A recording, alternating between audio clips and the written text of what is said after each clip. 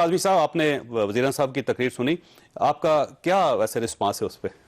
देखिए, वज़ीर आज़म साहब जो है ना हमेशा थोड़ा सा मायूस कर देते हैं कौम को। कौम अभी कह रही थी कि इस वक्त कोई वो कर रहे हैं खिताब, तो क्या पता इमरजेंसी का ऐलान कर दें, कोई ऐसी बात कर दें। वही तवक्कुआत लगा के बैठे हुए थे। तवक्कुआत नहीं, जिस किस्म का माहौल है, इसलिए कि देखें चौधरी साहब, जिस जगह पे, जिस नहज पे हम पहुंच गए, जो आपने जो बातें की कल, जो हमने विजुअल्स देखे, वो इंतहाई बदकिस्मत हैं।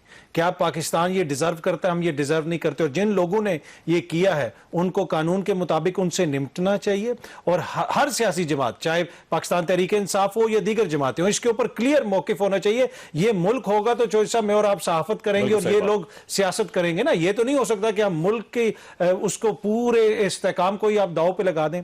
दूसरी बात, जो इसका दूसरा पहलू है, अच्छी अच्छी बातें करके इनको सिर्फ मजम्मत करनी है, या ये इस नहज पे हम पहुंचे क्यों हैं उसको समझ के दोबारा ऐसा ना हो, आगे बढ़े, वो भी बड़ा जरूरी है। देखिए, जब 13-14 जमहूरी जमातों की हुकूमत हो और वो जमहूरी और सियासी एक्टिविटी को कर्टेल कर दें, आइन को पसे पुष्ट डाल दें, 90 रोज के अंदर इंतखाबात ना करवाएं। अगर इस वक्त मुल्क के अंदर आइन और कानून के मुताबिक इंतखाबात हो रहे होते तो मोहसिन नकवी साहब को रोज ट्वीट ना करनी पड़ती। इस वक्त यहाँ पे सियासी एक्टिविटी हो रही होती, 2 सीटें नून लीग जीती, 1 पीटीआई जीती, 4 पीपल्स पार्टी जीती। देखिए, ये उसको रोका गया है, ये उसका भी इसमें आपकी बात दुरुस्त है, होना यही चाहिए था। लेकिन अब मसला यह है कि फर्ज कर लें कि एक लीडर के खिलाफ अगर वारंट जारी हो गया, अगर उसे गिरफ्तार कर लिया गया, तो मेरा ख्याल है उसे अपनी गिरफ्तारी देनी चाहिए और उसे पूरे मुकदमे को, उसका पुराना जो पूरा सिस्टम है, उससे गुजर के बाहर आना चाहिए, बजाय इसके कि वो अपने वर्कर्स को कहे कि बाहर निकले। और उनके सेनेटर्स, उनके एमएनएज, उनके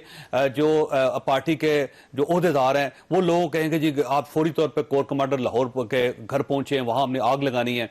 फिर वो कहें कि हमने आग लगा दी है, फिर वो सवात का जो टूल प्लाजा है उसको आग लगा दें। जो कराची के अंदर हुआ, जो गुजरांवाला के अंदर हुआ, क्या किसी लीडरशिप को या किसी सियासी जमात को ये शोभा देता है कि वो ये करे?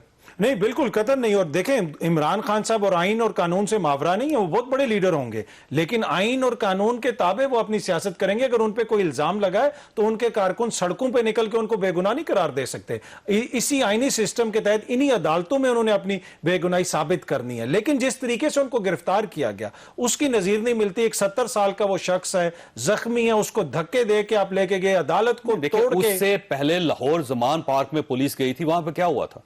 वहां पे तो पेट्रोल बम चले।